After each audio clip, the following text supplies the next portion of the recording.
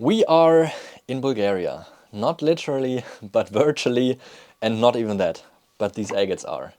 This specific location is called Nanovitsa, and they produce some of the finest needle pseudomorph crystals in the entire world, all around, embedded by clear chalcedony and sometimes also banded agate. The nodules are all entirely closed, beautiful round shape as well. I would say let's get right into it, cut these beautiful pieces and see how we are going to place the cuts on these specific items. We are starting with the biggest piece first today. I only see a tiny little window here with clear chalcedony over there and the tiniest other ones over there.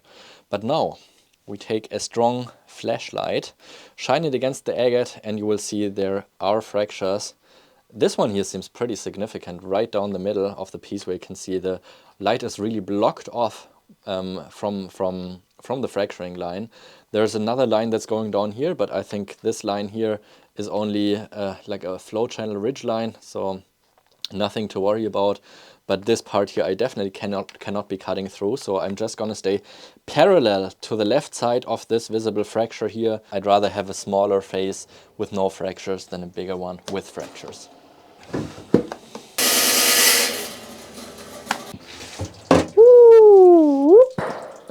Yeah, no. That's what the piece looks like. So you can see here in the clear translucent chalcedony, this is the fracture I've been avoiding, but there's more fractures in the center. Not really any agate banding, no pseudomorphs is what we've been hoping for.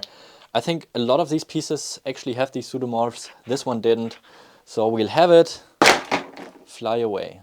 I didn't see any fractures with the light shining through. This is the weakest point in the nodule. They will often have any pressuring fractures inside of the piece, but I didn't see any fractures on the main face here going on. I want to cut through both nodules and just go for the long way cut like this and see what's happening. Let's cut it and see what it looks like inside. Okay. Oh, wow. Wow, that's so beautiful. Not only does it have this beautiful sunrise looking pseudomorph or saginite here at the bottom, you can so perfectly see how the spray has formed from this very center and just these super fine needles exploding within about an inch radius and just forming this super nice saginite down there at the bottom. But that's not only it. It also has this beautiful botryoidal cavity and these mossy looking stalactites that formed from the top to the bottom in this piece, which I have not even seen from the outside. It looked just translucent and I've totally missed those. Looking at it from the outside, it does have a little bit of the fracturing right where the nodule has been grown together, but what a cool piece this is. I've never really cut anything like this, so this is really new and an amazing piece to me. Yeah, this is another complete surprise, no windows whatsoever.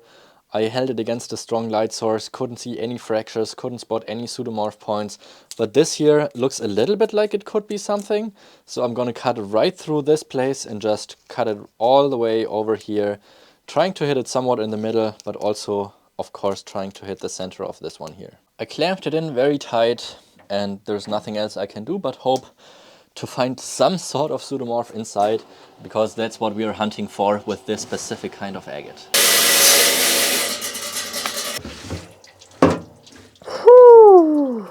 Yoo! No pseudomorphs, no color, no banding, no good.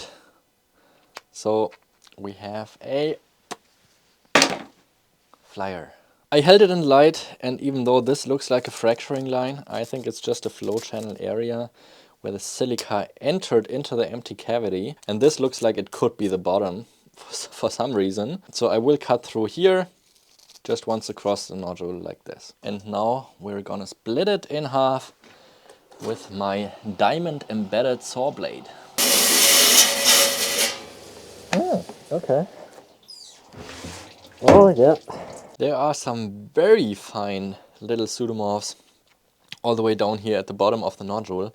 And I couldn't really see them from the outside, so now I'm just assuming when there's areas that are less translucent with light shining through, this is usually also the bottom part where the pseudomorphs are in the rock. But yeah, I'm very pleased with this one. It's so fine, and I think it's just going to look stunning after polishing with all these fabulous little details.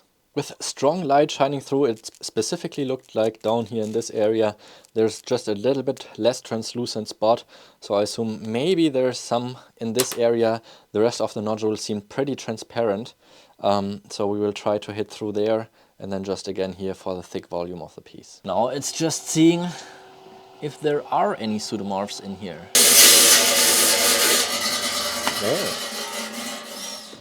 Okay, wow. Another very interesting piece. These specimens are really good for a surprise, but they have just stunning details, and they are so well visible because of this relatively clear chalcedony. Here it's also got a kind of shade of really intense blue color. So really nice specimens here with the kind of inclusions at the bottom, then these mossy stalactites here at the side. There's one here right in the middle of the one half. In the left half it's pretty much not visible. And then here you can see this what shimmers white kind of color in the back corner there is actually something that's opening up to a druzy. And it's really beautiful to see how you can see the sparkle even though it's not even opened up yet. So another pretty good specimen, I would call it. Again, here it looked like it could be a little bit darker, what I think is probably the bottom of the stone. So I'm just going to cut through the center of the bottom once across the big volume and come back like this. Clamped in and ready to go. Okay. Wow. This agate opens up to an entire new world. Look at what is going on in this piece. These super fine needle pseudomorphs here at the bottom, way bigger than I expected them.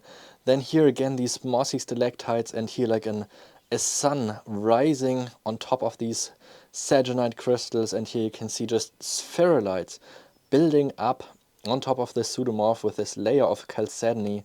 Just what a wild and beautiful piece. This is really such an amazing specimen. In this piece here I could finally spot some of the tube action.